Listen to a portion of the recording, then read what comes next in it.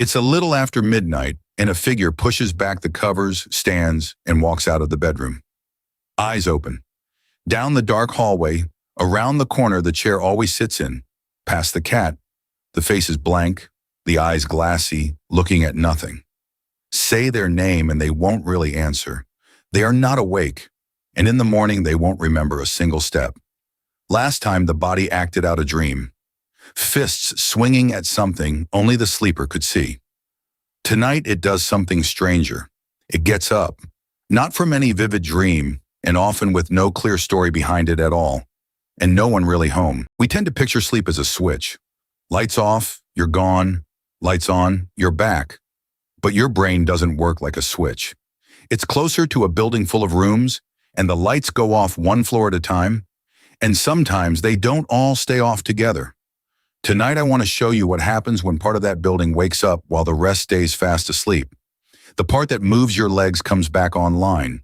The part that knows where you are, that makes decisions, that records the night into memory, stays in the dark. The body wakes. The mind doesn't. And by the end, you'll understand how a person can get up, walk through a house, even hold a quiet conversation while truly, deeply asleep, and why almost none of it should frighten you. Doctors call it somnambulism, sleepwalking, and the first surprising thing is where it comes from. You'd guess it lives in your dreams and that the sleepwalker is acting out some vivid story behind their eyes. It's the opposite. Sleepwalking doesn't come from dreaming sleep at all. It rises out of the deepest, heaviest stage of the night, the one called slow-wave sleep. It belongs to a small family of events sleep scientists call disorders of arousal: sleepwalking, confusional waking, and night terrors. The common thread, summarized by the Sleep Foundation, is a single faulty moment. The brain tries to climb up out of deep sleep, and the climb only half finishes. Part of you arrives in the waking world. Part of you stays down below. That's why there's a window. Episodes almost always happen in the first third of the night, often within the first couple of hours after you fall asleep. Not at 3 in the morning, the way the films like to show it. The reason is simple. That early stretch is when your brain spends the most time in deep, slow-wave sleep, as the Cleveland Clinic and chronobiology researchers have laid out. The danger window isn't the middle of the night, it's the beginning. And during the episode itself, the picture is eerie and consistent. The eyes are open with that flat, glassy stare. The face is empty. The movements are automatic, half-purposeful, sitting up, fumbling at the blankets, walking a familiar path. The Cleveland Clinic puts it plainly. You don't respond, and afterward, you don't remember what you did. Hold on to that, the not remembering. A 2019 review in Sleep Science and Practice found that sleepwalkers usually come back from these episodes with little or no memory of them. And when Isabel Arnolf's group looked closely in 2013, most people could recall something, but not a story. Just a single brief image, often a frightening one. The ceiling caving in, someone standing in the room. A flash, not a film. And by morning, usually a blank where the night should be. We'll come back to why that blank exists, because it turns out to be the whole secret. Most episodes are gentle, wandering, mumbling, rearranging something on a shelf for reasons no one will ever know. But the brain can do more. In rare cases, the Cleveland Clinic notes, people have cooked a meal, even driven a car, all while asleep. Complicated, coordinated things. The body, it seems, can run familiar routines on its own, without the full mind online. Now, before this sounds rare or strange, the numbers are friendly. A 2016 meta-analysis by Stallman and Kohler, pooling 51 studies and over 100,000 people, found that about 1 in 14 of us will sleepwalk at least once. 1 in 14. Look around a crowded room. Several people in it have done this. And it's mostly a childhood thing, usually starting between ages 4 and 8. A 2015 JAMA pediatric study, led by Petit, followed nearly 2,000 children and found sleepwalking peaked around age 10 in more than 1 in 8 kids. The comforting part, almost all grow out of it. Only about 1 in 100 still sleepwalks as an adult. It also runs in families as strongly. In that same study, a child with no sleepwalking parent had about a 1 in 5 chance of it. with one parent who'd done it nearly half, with both around 2 and 3, and twin studies suggest more than half of the tendency is written into your genes. So if you sleepwalked as a kid, odds are one of your parents quietly did too, decades ago, in another dark hallway. If the tendency is the gunpowder, something still has to light it.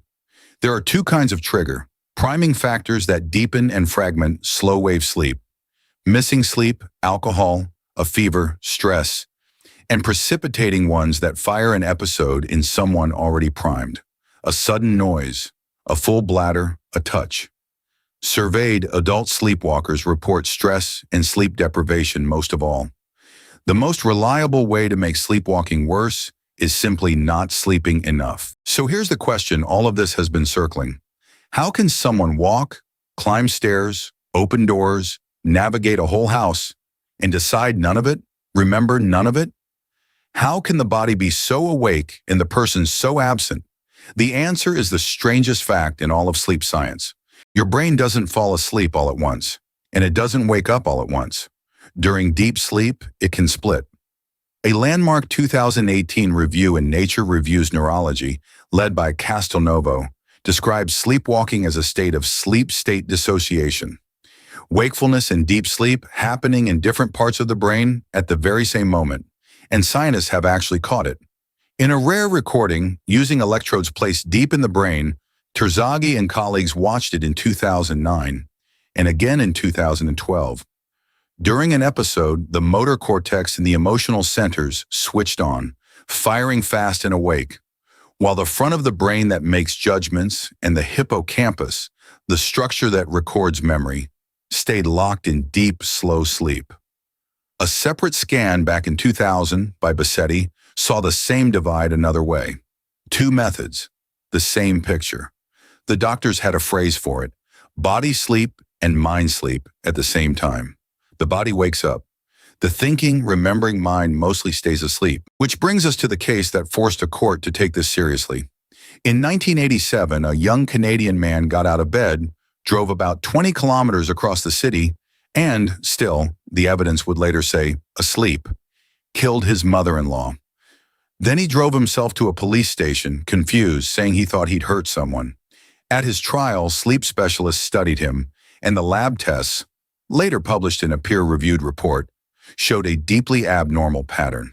His brain lurching up out of deep sleep again and again. Arousals the experts testified could not be faked. They ruled out epilepsy. They ruled out pretending. And the reason he couldn't remember it clearly is the same reason sleepwalkers often can't. The part of the brain that writes memory never fully came online. The night was never recorded. A jury acquitted him. Canada's Supreme Court upheld it. Now, take a breath, because this is exactly where I need you to hear me clearly.